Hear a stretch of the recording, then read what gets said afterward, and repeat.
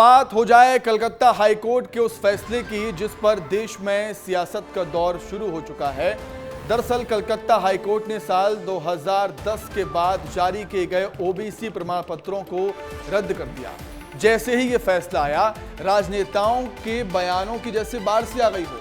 ममता दीदी ने तो ये तक कह दिया कि हाईकोर्ट के फैसले को नहीं मानेंगी वो।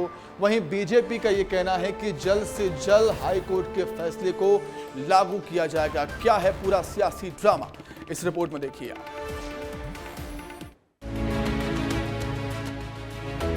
आमी तादेर राय मानी ना, आमी मानबो ना।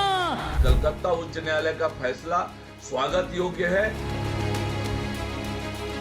कोर्ट ने 2010 के बाद से जारी सारे ओबीसी सर्टिफिकेट कैंसिल कर दिया है।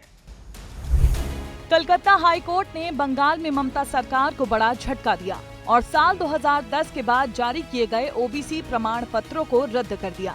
अब राज्य में 1993 के आधार पर नई ओबीसी सूची बनाई जाएगी। इस फैसले से बंगाल में मुस्लिमों के करीब 5 लाख ओबीसी सर्टिफिकेट रद्द हो जाएंगे। इसी बात को लेकर राज्य में नए सिरे से सियासत गर्मा चुकी है। सीएम ममता बनर्जी बगावत पर उतर आई हैं और अदालत के फैसले को मानने से इनकार कर दिया है। এইটাই আজকে কোর্টকে দিয়ে করিয়েছে। কোর্টের সবাই খারাপ নয়, আমি কোর্টকে সম্মান করি, কিন্তু যে ব্যক্তি এই রায় দিয়েছে যে ওবিসি রিজার্ভেশন থেকে মুসলিমদের বাদ দিতে হবে, আমি তাদের রায় মানি না, আমি মানবো না।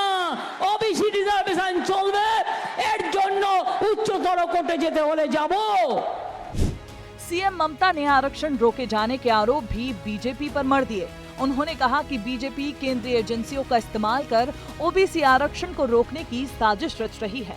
ममता बनर्जी का आरोप है कि संदेश खाली में अपनी साजिश में विफल हो जाने के बाद अब बीजेपी नई साजिश रच रही है।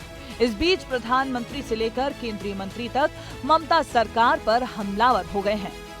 कोर्ट ने 2010 के बाद से जारी सारे ओबीसी सर्टिफिकेट कैंसिल कर दिया है। क्यों? ये इसलिए किया गया क्योंकि पश्चिम बंगाल की सरकार ने मुसलमानों का वोट बैंक के लिए अनाप शनाप मुसलमानों को ओबीसी बनाने के सर्टिफिकेट दे दिए थे। शिक्षा, सेवा, हेल्थ, वाटर सप्लाई, न जाने कितने सेवा के प्रोजेक्ट्स के साथ जुड़े हैं। इन संस्थाओं के रेपुटेशन को हर्ट करने का ममता जी सिर्फ चुनाव जीतने के लिए प्रयास कर रही है। ये दोनों ही जो फैसले आए हैं, ये बताता है कि किस तरीके से ममता सरकार गैर संवैधानिक तरीके से, अनकॉन्स्टिट्यूशनल तरीके से तुष्टीकरण की नीति को आगे बढ़ा रही है। इतना ही नहीं, कई प्रदेशों में कलकत्ता हाईकोर्ट के फैसले का स्वागत किया जा रहा है। वहीं ममता बनर्जी के इस तरह हाईकोर्ट के फैसले को न मानने पर विरोध भी किया जा रहा है। ये कांग्रेस की सरकार थी जिसने अलीगढ़ मुस्लिम यूनिवर्सिटी और जामिया मिलिया इस्लामिया जैसे शिक्षण संस्थानों में भी ओबीसी, दलित और आदिवासियों के आरक्षण को खत्म करने का पाप किया है। कलकत्ता उच्च न्यायालय का फैसला स्वागत योग्य है। ये कांग्रेस पार्टी और विपक्षी दल के गाल पर करारा तमाचा है। कलकत्ता हाईकोर्ट का वह निर्णय विशुद्ध रूप से पश्चिम बंगाल के ओबीसी समाज के साथ न केवल न्याय है, बल्कि ओबीसी वर्ग के अधिकारों के संरक्षण का एक बहुत बड़ा विश्वास भी है।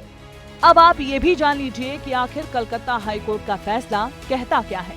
दरअसल ममता सरकार ने साल 2012 में एक कानून लागू किया था, जिसके तहत ओबीसी वर्ग के लिए सरकारी नौकरियों में आरक्षण का प्रावधान था। कोर्ट ने साल 2012 के उस कानून के एक प्रावधान को रद्द कर दिया है। इनमें कई जातियां और अन्य पिछड़ा वर्ग शामिल था। हालांकि कोर्ट ने ये साफ कहा है कि इस सूची के आधार पर जिन लोगों को नौकरी मिली है, उनके ऊपर इसका असर नहीं होगा। मतलब साफ है, उनकी नौकरी बरकरार रहेगी। अब ओबीसी आरक्षण की नई लिस्ट 1993 अधिनियम के तहत तैयार होगी। ऐसा माना जा रहा है कि अदालत के फैसले का असर करीब 5 लाख लोगों पर पड़ेगा। लिहाजा इस फैसले का असर ममता सरकार के वोट बैंक पर भी देखने को मिल सकता है, क्योंकि सरकार के वादे के मुताबिक जिन लोगों को आरक्षण का फायदा मिल रहा था वो अब नहीं मिलेगा। तो इन समुदायों की ममता सरकार से नाराजगी तो तय मानी जा रही है। ऐसे में अब ममता सरकार के पास दो विकल्प बचते हैं। पहला, हाई कोर्ट में इस फैसले के खिलाफ रिव्यू पिटीशन दाखिल करना या फिर इस फैसले को सुप्रीम कोर्ट में चुनौती देना। ब्यूरो रिपोर्ट, विस्तार न्यूज।